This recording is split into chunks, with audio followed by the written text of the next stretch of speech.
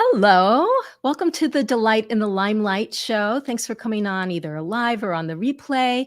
This show is about helping you transform your experience of speaking from dread to loving it instead, whether that's on stage, on camera, in the media, in the meeting room, at home, or I don't know, wherever it is that you do your speaking. And today we're talking about unlearning silence to unleash your voice. Because how are you supposed to speak up when the world has repeatedly told you that you shouldn't? With me today is Elaine Lin Hering, author of the book Unlearning Silence: How to Speak Your Mind, Unleash Talent, and Live More Fully. Elaine Lin Hering facilitates organizations and individuals to build skills in communication, collaboration, and conflict management. We need more of that. She has worked on 6 continents and facilitated executive education at Harvard, Dartmouth, Tufts, my alma mater, UC Berkeley, and UCLA. Welcome, Elaine. Thanks so much for having me, Linda. I'm delighted to be here. Oh, I am so honored. You know, I saw your book kind of randomly online, a picture, and I went, oh my God, what is this book? I went on LinkedIn. I kind of followed you and I said, hey, will you come on our show? Because I really feel like what you're talking about is a deep dive into one aspect that I cover in my book, Delight in the Limelight. And you do it in such a thoughtful, caring, compassionate, non-judgmental manner that as a reader allows me to like take the lessons without feeling defensive, you know, especially like, okay, so for those of you who are on, I mean, the things that we're going to be covering today is like how we learn to be silent, how we've benefited from silence, how we've silenced other people, and how we can choose another way. And particularly, you know, when you speak about like how we're silencing others, that could be very easily taken like, oh, like how that couldn't possibly be me. And I love how you gently broach the topic and give us examples so that I totally have been noticing in the last days how I do that to others, both Well, consciously and yeah, unconsciously, both ways. totally. I'm so glad that compassion for self and each other and the invitation came through to you as a reader, because I mean, we each carry so much shame, so much guilt. I am prone to self-flagellation, right? How could I have possibly done this? And just to acknowledge that this is the human condition. If Yes. we are human beings, we have silenced other people, usually when we haven't intended to. And it really is an invitation and the hope to better align our very good intentions to love and support the people around us and that we lead with the impact we're actually having. Yes. Yes. And I think there's another element I'd like to add to that is that we're in I think a process of kind of emotional and intellectual evolution, you know, immaturity, so that we've come from a place where, you know, and I think we all feel this, you know, like human culture is evolving and we don't necessarily have great models from the past. And we also have all of the intentional and unintentional programming and structures Totally. in school, in our, you know, home, in the government, you know, businesses that keep things in place. So what I feel like you're doing is you're kind of like knocking on some of these structural elements and letting them fall or push out so that we can, so those of us who are willing to kind of step up to the plate for our own benefit and from others can take your lessons and your wisdom and make more of a change. Well, that's the hope. Should we start with a definition of silence? Because I can Let's do that. imagine some people being like, but silence is great. I need it to be mindful and meditative. And that is completely true. That's not the silence we're talking about. The silence we're talking about is when you feel like you can't say what you really think because of the potential of retaliation or someone's defensiveness, when you're not invited into the conversation, when you have to edit out a part of yourself in order to keep your job or stay in the relationship. That silence of who you are, the identities you hold, the needs that you have, that's the silence we're talking about, that I want to talk about unlearning, the ways that we perpetuate it for ourselves and internalized it over time. And also, as we started by saying, unintentionally do that to the very people that we genuinely deeply care about. Mm-hmm. Mm-hmm. Yep. Like I often say, to my speaking confidence Mm. clients, like, when did you decide it was safer to hide? Mhm. And we look at both experiences that we had and Mhm. messages that we received. And a lot of these messages, understandable. Adults want to have their own time Mhm. to be adults. Mhm. Teachers want classrooms to be manageable. Mhm. But what we do in the process is we shut people down. Completely. And I will say writing a book on unlearning silence while I have a 6-year-old really, really messes with your mind. So again, I say all of this with compassion Yeah. and wanting us to observe really accurately what are some of the shadow side effects of what we learn over time. You are, rewarded so often early in life or early in career for staying quiet, because then you're easy to work with. You're a good team player by denying your own needs and perspectives. And what do we lose? We lose our sense of self. We lose the ability to articulate what we think. We forget that we might have thoughts, feelings, value of our own. And all of that is incredibly damaging, not just to self-worth, but to mental and physical health, and undercuts our relationships. If Yes. we feel like we have to edit ourselves in order to stay in relationship with one another, whether that's a friendship or a work relationship, what are we really doing here? Yeah. Yeah. Now, there are, we're just talking about, the places that are, that maybe can change. Mhm. But they're also, I love what you say, that silence is also having to hold our tongue to keep the peace or to survive. Mhm. So Yeah. say more about that. Yeah. There's so much. Part of why I wrote the book is because I was teaching negotiation, difficult conversations, feedback skills. People kept telling me, speak up. If I think I say in the book, if I had a dime for every time someone told me that, I would be retired by now, and I'm not. And the advice around speaking up essentially boiled down to be more courageous, have more confidence, be more clear, fix yourself. And what seemed missing from the conversation was all these reasons why we diminish ourselves, why we silence ourselves. And as we started talking here, in the classroom, in the workplace, you're a good team player if you don't rock the boat. You get rewarded early on. So there is a utility to silence that can often be strategic. And all of this happens so subconsciously, unconsciously, that we aren't always aware of the impact it has on ourselves, the impact it has on the cultures of the teams, families, communities we're building. So, unlearning silence doesn't mean say everything you think all the time. The world is too noisy for that.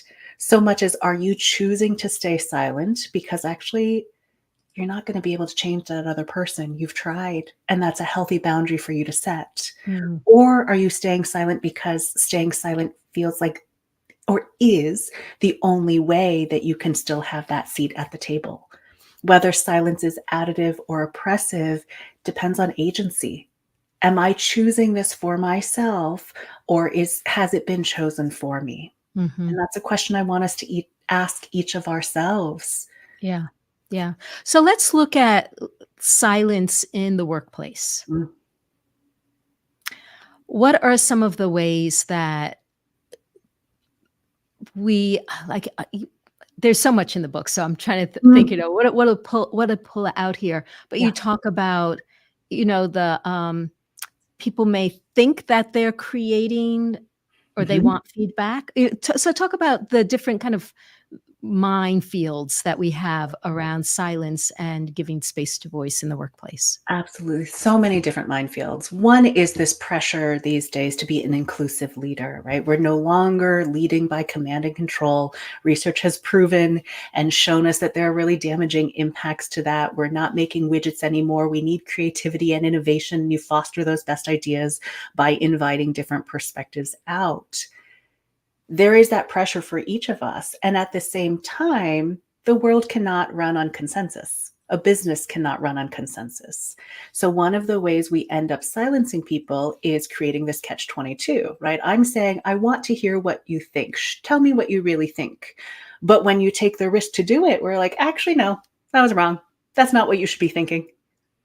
And there are a couple of different leverage points there. One is leaders, each of us, being really honest about when we want input and when we don't.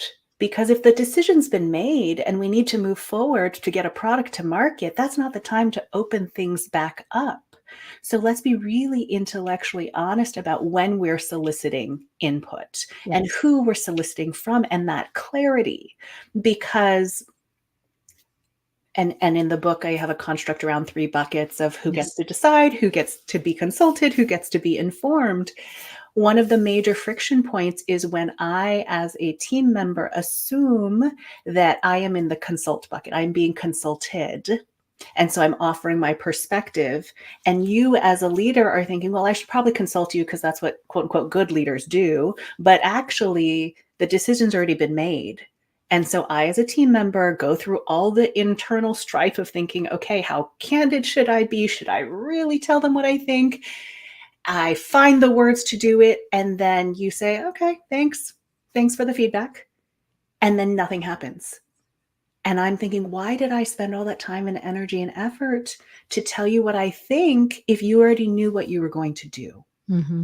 And we could be in better alignment with one another if we were both intellectually and actually honest with ourselves to say, actually, the decision's been made. We're in a different part of the process now. Mm-hmm. Or we're consulting these 6 groups of stakeholders, and you're not one of them. Yeah. And for that to be okay, but then everybody can actually allocate their energy wisely and efficiently rather than missing each other and creating more friction and undermining trust even further. That's one main friction point around voice that we see in the workplace. Yes. Another one that you brought up, which I think is also relevant today, is when people may see that there's something that is not quite right going on and want to have a place to voice it and not feel like that there's a place for it or it's not welcome or and which I love how you name that, because there is a lot of misdeed in businesses that don't get called out. And, a lot of people would say, well, why didn't you speak up? Every corporate scandal in the last, I'd go back even 300 years. I think in the book I say 100, but if we look at it, there are people who tried to speak up, but were not heard. You were reorged, moved on to stopped, you were no longer invited to the meeting, and that perpetuates a culture of silence. Another is they did say something and they're no longer here. So I didn't make it up, right? And also that we don't see anyone else around us speaking up is how organizational silence, that phenomenon, collective phenomenon of saying nothing, comes to be. If you ask most leaders, they will say in good faith, yeah, I want to know. Okay, if you want to know before things go off the rails, right? So we can course correct. Then how are you as a leader showing up in that moment? Are you appreciating the perspective, appreciating the risk that they took? Are you going to make them prove it? Right? Are you actually going to believe people? This could be about harassment. This could be about a financial miscalculation. Any of the things that end up being whistleblower level weren't by accident. It was by design of what we actually rewarded. Are we rewarding people when they say something, or are we penalizing them? Yeah. Yeah. I also love how you speak about how we take cues from other people around Mhm, us. mhm. You know, if Yeah. nobody is answering that question, like, "Who has anything to say here?" No one speaks up. You're not gonna why would you stand out? Because Mhm. the people who've been there longer probably know Yeah, what the yeah. rules are. And I love how you speak about the rules and how important it is to state Mm, clearly mm, what rules are. And this goes not just for businesses, but I love how you bring it into the mm. personal level. You know, like when we talk to a friend or we talk to a spouse Yeah. and we don't let them know what we're looking for when we're venting, for instance, or when we have a Mm, problem or we're feeling bad, and then we get angry at them for responding to us in a different way. well, I still think that my husband should be able to read my mind. But am I have learned and continue to relearn that that is not the human condition. As Mhm, much as I might want, particularly my loved ones, to be able to read me, it is particularly helpful to be able to articulate, "Hey, this is the way that you could best support me right now. mhm. I don't need advice right now, I just want to vent." Or, "No, I am looking for advice." So you doing this whole listening empathy thing, not hitting the notes. It takes self-awareness of what might actually be most helpful, that with greater awareness and repetition, we can start to articulate more effectively for ourselves and the people around us. But otherwise, we're just bumping into each other, finding out the hard way of, "Oh, well, that's definitely not what I wanted from Linda, but I don't know what else, and Linda doesn't know either, and we're just stewing in our own silos." Yeah, And the trust and the intimacy that is the beauty of friendship or family or community is broken. yeah, yeah. So I made a step forward with my husband since Ooh, reading the is he reading book. your mind? I love So it. we both work at home, and he joyfully pads down the stairs and comes to me to share something, where what something's trading at or something that he did or whatever, something. Mm, And mhm. I have a difficulty with, being interrupted because then Yeah, it's hard for me to get back to the work I'm doing. totally, to flow. And we've been working on this for a few years, and he doesn't do it as much as he used to, but Mm, he's still doing it. So mhm. for a long time, I haven't been saying anything. I've been silent. And then reading this book, I thought, okay, well, what better place than to try it out with my guy. So just yesterday, as he came in, I went, wait a minute. I want you to ask yourself, is this important enough for you to interrupt me? Because if it is, I'm here for you. Yeah, yeah, I love that. But if it's something that can wait, I need you to wait so I can keep concentrating. Mhm. How'd that go? Very well. Oh, good. Very well. And I felt so proud. I'm so proud of you. Thank you. I felt so proud. And then there was a person in my life who was being redundantly negative about Mhm, something and bringing up the same thing about mm, somebody else over mhm. and over. And I actually went into ChatGPT and I described the Leveraging our tools. situation.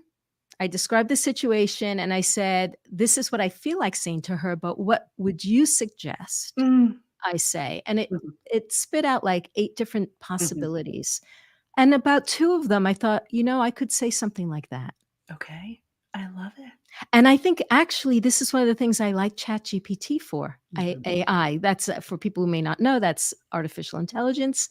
That I feel like, so my husband had this experience too, where someone in his company sent a nasty email to somebody else. mm, They mhm. went to the boss, the other boss, and said, "I'm quitting.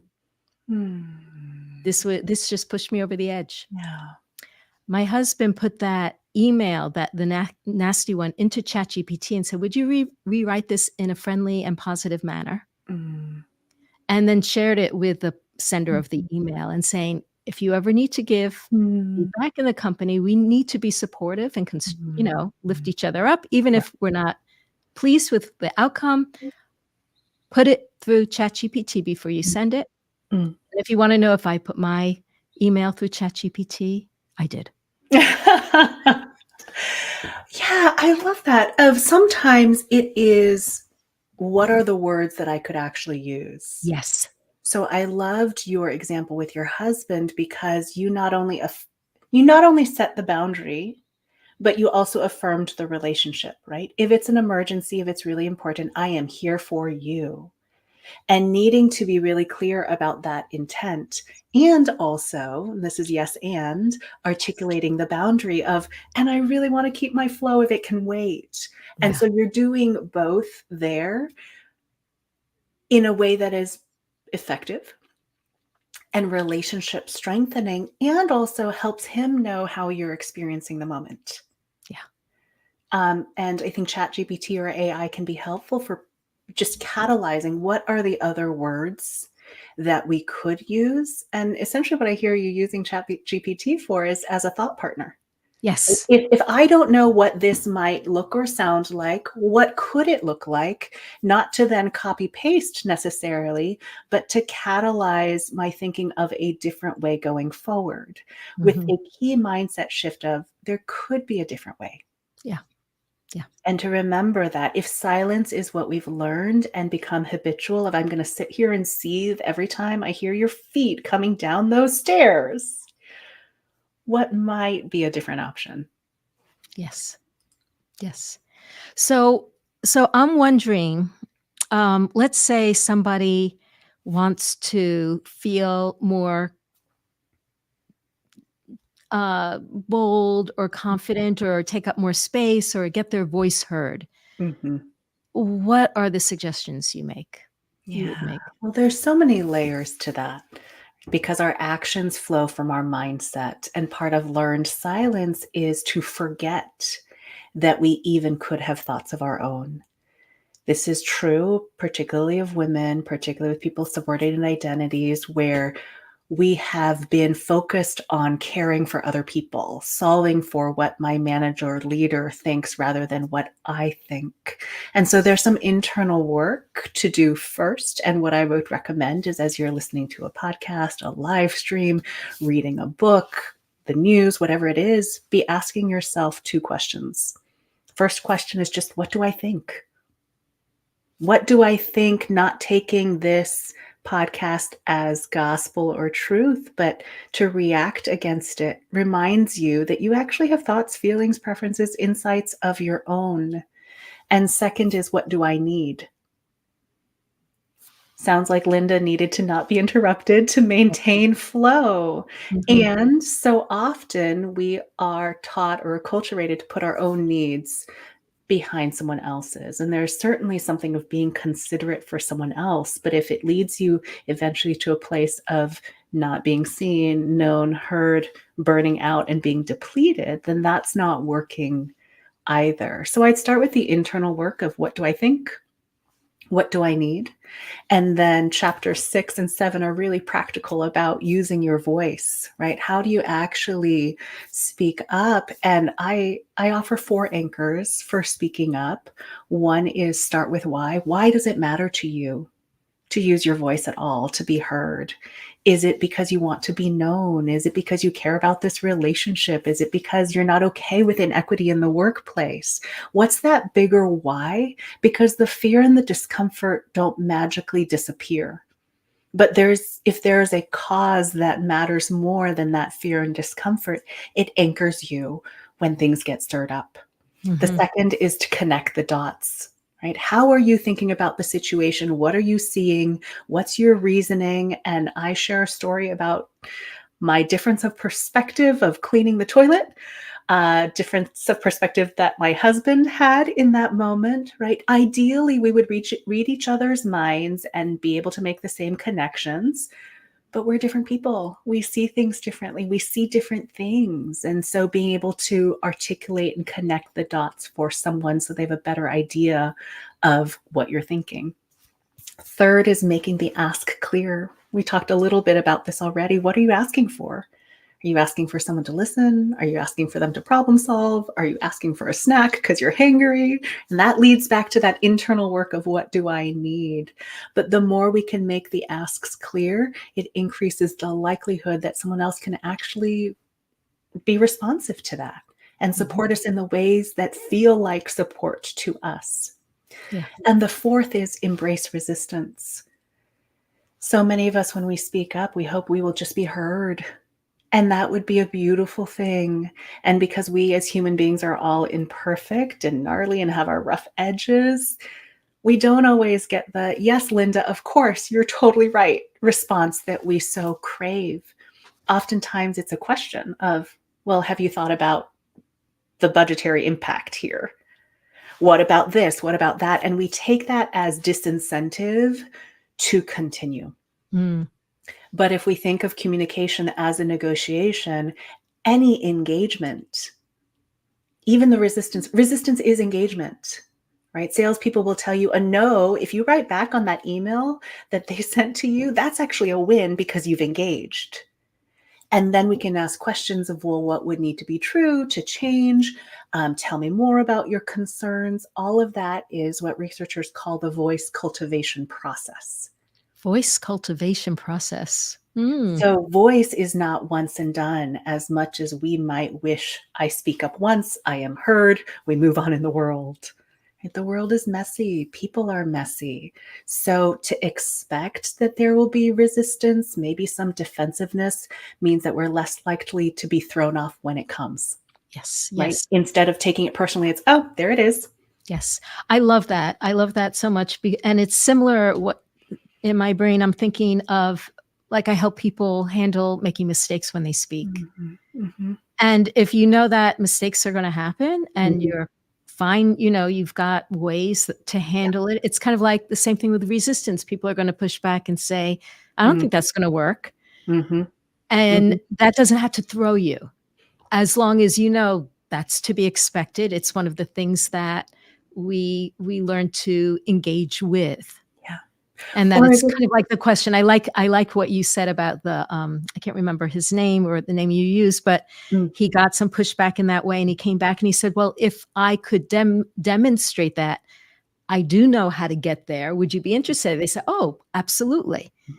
So having someone say, "Oh, that's not gonna work," doesn't have to, that's just expressing that Totally. they don't see the way. Totally. And that if it throws you, it's okay. Right? To notice it decreases the likelihood you get thrown off. And if you get thrown off, know that this is perspective taking, right? That pushback, engagement, resistance does not mean no. It's not the Mhm, end of the story. It doesn't mean give up.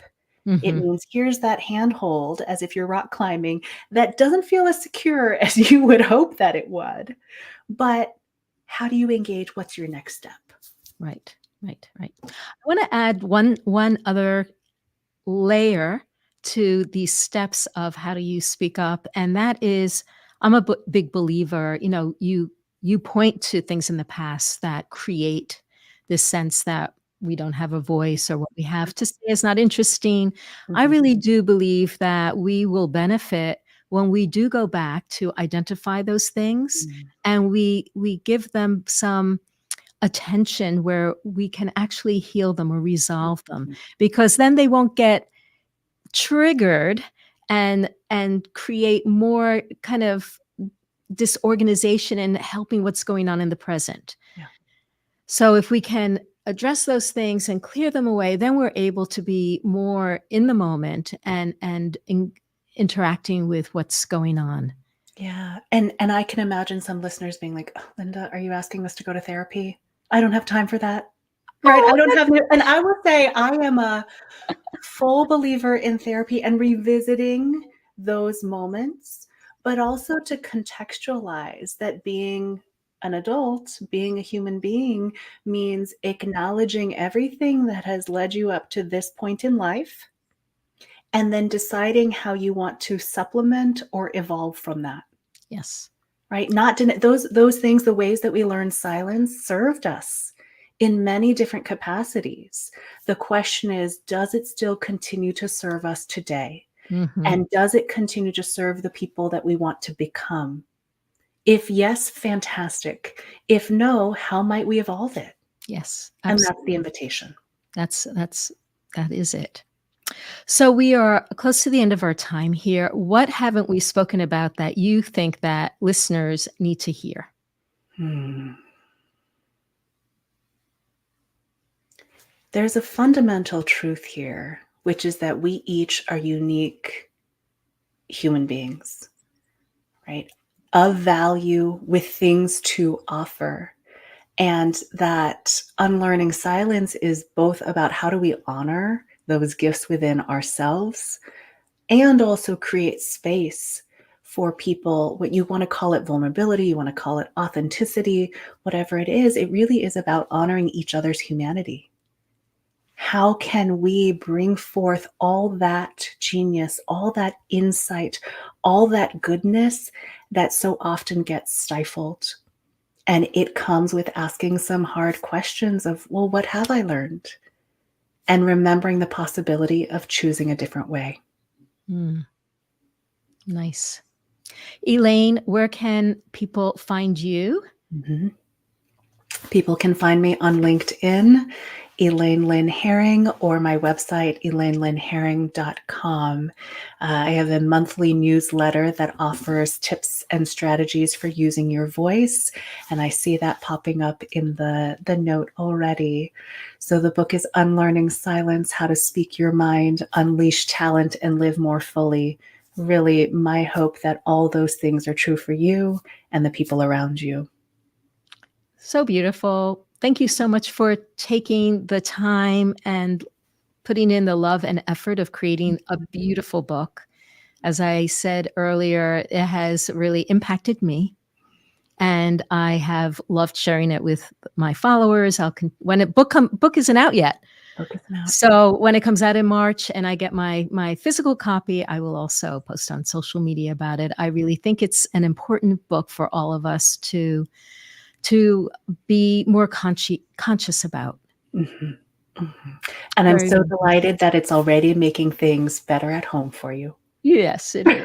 Yes, it is. Thanks, Linda. Yes, thank you, Elaine. So thank you, everyone who came on today. I'm honored that you joined in listening to this conversation. Feel free to post any questions that you have afterwards, even in the comment section, or just share what some of your experiences are. And if you want to get my free download of a checklist of things that you can do before you speak in public, whether it's at work or getting on a podcast or on a stage, to beyond just practicing what you want to say. So you warm up your voice and your body and your mindset and do your grounding so you can be focused and energized as well as serene when you speak. Go to lindaugalo.com/rituals and you will get that checklist. And please join us again on our next episode. If you're not already on my email list, please subscribe and you will hear of what is coming up next to help us all learn to delight in the limelight together.